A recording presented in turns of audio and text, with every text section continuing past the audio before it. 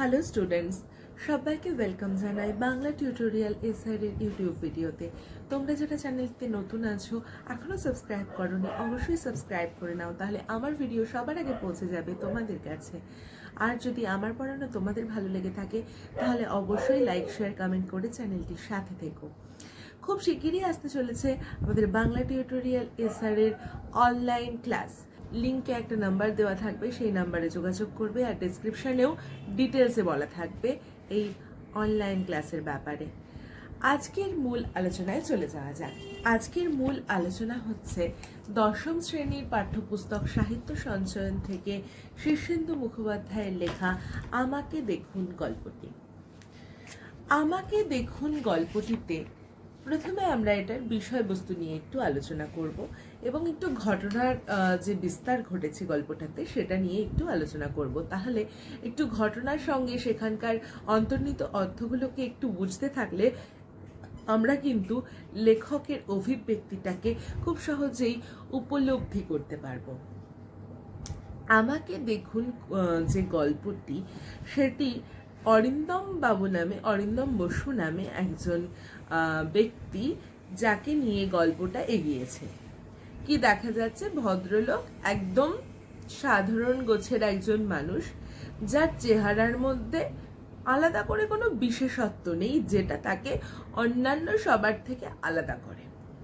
এইরকম কিন্তু কোনো বিশেষত্ব তার চেহারার মধ্যে নেই।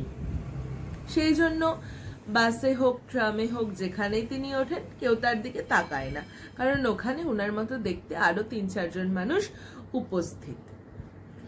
তিনি কিসে কাজ করেন না, তিনি একটা ব্যাংকে ক্যাশ ডিপার্টমেন্টে কাজ করেন। সেখানে তিনি একটা নির্দিষ্ট, তার আগেকার দিনের গল্প, যেহেতু ব্যাংকে একটা খাঁচার মতো থাকতো, এখন তো সব কাঁচের আড়ালে থাকে, সব কাঁচের ভেতরে সবাই বসে, কেবিন করা থাকে, থাকতো। সেইখানে তার ভেতরে থেকেই তিনি সমস্ত ট্রানজাকশনের কাজগুলো করতেন। সেইখানে দাঁড়িয়ে আমরা দেখতে পাই তিনি সেখানকার কিছু মানুষের কথা, মানে ব্যাংকে যারা আসতো সেই সমস্ত কিছু মানুষের কথা তিনি গল্পে তুলে ধরেছেন। তারপরে তার সেখান থেকে বেরিয়ে তিনি টিফিন করতে যাওয়ার একটা ঘটনা এখানে তুলে ধরেছেন। মানে একটা মধ্যবিত্ত সাধারণ মানুষের রোজনামচা, একটা দিনের রোজনামচা, সেটাই কিন্তু গল্পে উঠে এসেছে। এবার আসি আমরা গল্পের মূল বিষয়টাকে নিয়ে একটু নাড়াচাড়া করে দেখতে। কি আছে, কেন বলছেন আমাকে দেখুন, আমাকে দেখার কি আছে, আমাকে আলাদা করে সবার মাঝখানে দেখার কি আছে, এটা খুঁজতেই, এই প্রশ্নের উত্তর খুঁজতেই কিন্তু আজকের এই আলোচনা। আমরা ভীষণভাবে আত্মকেন্দ্রিক। বাইরের জগতে কি হচ্ছে, কিংবা বাইরের কথা বাদ দিয়ে দিলাম, আমাদের পরিবারের লোকেদের মনে কি ভাবনা চলছে, সেটাও ভালোভাবে ভাবার অবকাশ আমরা পাই না। আমরা একটা নির্দিষ্ট নিয়মের ছকে বাঁধা মানুষ। ঘর থেকে যখন বাইরে যাই নিজের জগতে বিভোর হয়ে থাকি, নিজেকে বাদ দিয়ে কিচ্ছু দেখতে পাই না। সেই জন্য আমাদের সামনের, আমাদের ঘরের, আমাদের বিপরীতে যে মানুষটা দাঁড়িয়ে রয়েছে, সেও যেন কখনো কখনো আমাদের কাছে অপরিচিত হয়ে যায়।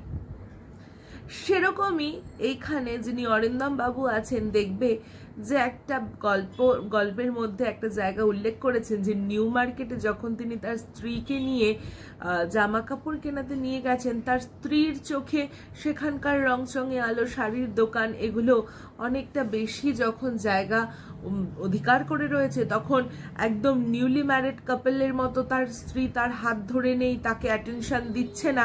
এই অ্যাটেনশন না দেওয়াতে অরিন্দম বাবুর মনে একটা খুব অভিমান জন্মে গেল। আর তার জন্য তিনি কি করলেন, তার জন্য তিনি তার স্ত্রীকে ছেড়ে দিলেন। এই যে বারবার বলছেন না যে আমি আমার স্ত্রীর সামনে এসে দাঁড়াচ্ছি, কিন্তু তাও আমার স্ত্রী আমাকে খুঁজে পাচ্ছে না, সত্যি কি এরকম হয়? সত্যি কি এরকম হওয়াটা সম্ভব যে আমার একজন পরিচিত মানুষ হচ্ছে আমার সামনে এসে দাঁড়াবে বারবার করে, আর আমি তাকে চিনতে পারবো না?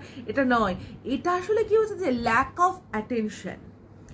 ল্যাক অফ অ্যাটেনশনের কথাই কিন্তু এখানে বলছেন।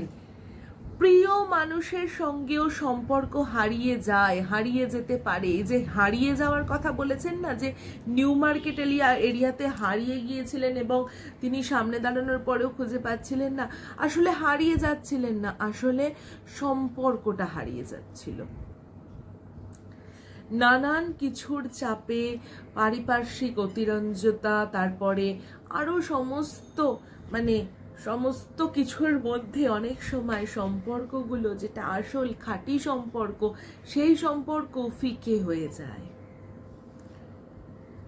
চারপাশটাকে নিয়ে মানুষ যত কম ভাববে, যত নিজের ব্যাপারে ভাববে, মানুষ আত্মকেন্দ্রিক, আবার কখনো কখনো সে যে জিনিস নিয়ে ভাবার দরকার নেই সেই জিনিস নিয়ে ভাবিয়ে সারাদিন পার করে দিতে পারে।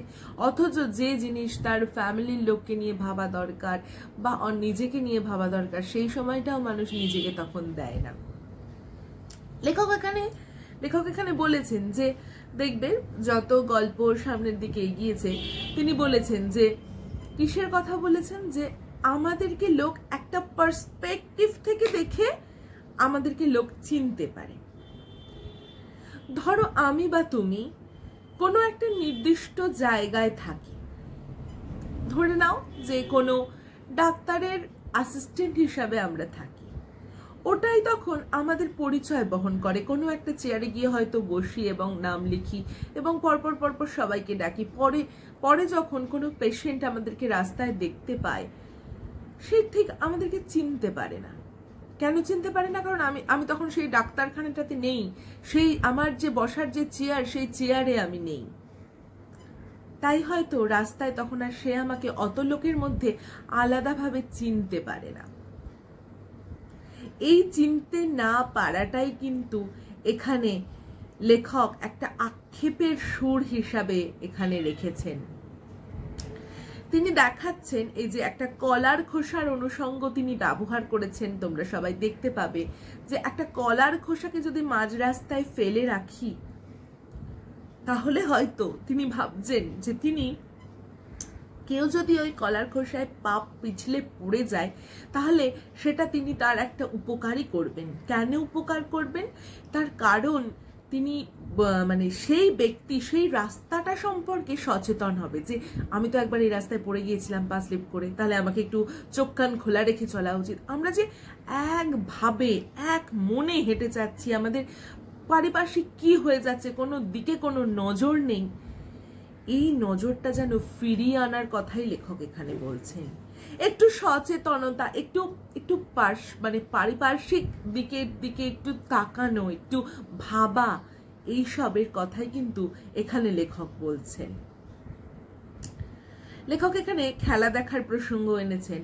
হ্যাঁ, সোনালী আর লাল জার্সি আমরা খুব সহজেই অনুমান করতে পারি যে ওটা ইস্ট বেঙ্গল টিম, কারণ হচ্ছে ওটা হলুদ লাল, হলুদ সোনালীটা অনেকটা হলুদ গোত্রের মধ্যেই পড়ে যায়, তাহলে ওটা বোঝাই যাচ্ছে যে লেখক হচ্ছে ইস্ট বেঙ্গল টিমের সমর্থক ছিলেন। এবং সত্যি তো আমরা যারা খেলাপ্রেমী মানুষ, তারা সেই টিম যদি না যেতে আমাদের মনের মধ্যে একটা উথাল পাথাল হয়ে যায়। হ্যাঁ, কি হবে, কেন একটা কিছু হলো, আর সেই কোন সুদূর আমেরিকাতে তিনজন মানুষ চাঁদে পাড়ি দেবে, সেই নিয়ে মানুষের চায়ের দোকানে, রাস্তায় ঘাটে, ট্রামে, বাসে কত উত্তেজনা। অথচ নিজের ছেলের হাত ধরে মেলায় যাচ্ছে, সেখানে একজন বাবা তার ছেলেকে ঠিকভাবে রাখতে পারছে না। কেন? সচেতনতার অভাব। সেই সম্পর্কটার প্রতি, এমনকি তারপরে ছেলেটা হারিয়ে যাওয়ার পর ছেলেটার চেহারার কিরকম বর্ণনা, সেটাও যেন সে ঠিক করে দিতে পারছে না। কারণ ছেলের দিকে হয়তো ঠিকঠাক ভাবে কখনো তাকানোই হয়নি, তাকে দেখাই হয়নি ছেলেটা কিরকম ছিল, আর 5টা ছেলের সঙ্গে তাকে গুলিয়ে ফেলাটাও যেন অনেকটা স্বাভাবিক হয়ে উঠেছে। এখানে ছেলেটা হারিয়ে যাওয়া, ছেলেটা চলে যাওয়া, যেন ছেলের সাথে বাবার সম্পর্কের কোথাও একটা প্রাচীর পড়ে যাচ্ছে, সেটার কথাই কিন্তু এখানে বলা হচ্ছে। অর্থাৎ কিনা আমরা মধ্যবিত্ত মানুষেরা যে বাইরের জগৎ সম্পর্কে অতিরিক্ত ভাবি অনেক সময়, এদিকে নিজেদের ভেতরকার যে একটা জগৎ আছে, নিজেদের সংসার আছে, মানে সন্তান আছে, তাদের দিকেও অনেক সময় আমরা ভালো করে ফিরে যাওয়ার অবকাশ পাই না। সেই অবকাশটা আনার কথাই কিন্তু এখানে লেখক বারবার করে বলছেন যে আমাকে দেখুন। একটা বিরাট ভাবনার জগৎ থেকে বেরিয়ে আসার কথাও বলছেন, আবার সম্পর্কের প্রায়োরিটিগুলোকে তিনি যেন রিঅ্যারেঞ্জ করার কথাও এখানে বলছেন। আমরা সবসময় সব কিছুতে এত নির্লিপ্তভাবে থেকে যেতে পারি না, এত নির্লিপ্ততা মানায় না আমাদের কিছু কিছু জায়গায় একটু সচেতন হওয়া প্রয়োজন।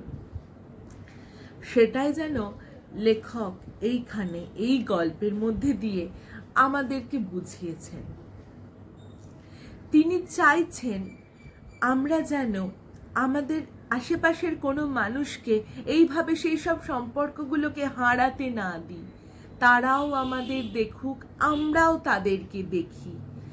আমাকে দেখুন এটার নামকরণে মানে আমরা বলতেই পারি যেন কবি ওই অরিন্দম বসুর মধ্যে দিয়ে আমাদের একটা আপামর মধ্যবিত্ত শ্রেণীকে বুঝিয়েছেন যারা একটা ভাবনা নিয়ে বেঁচে আছে।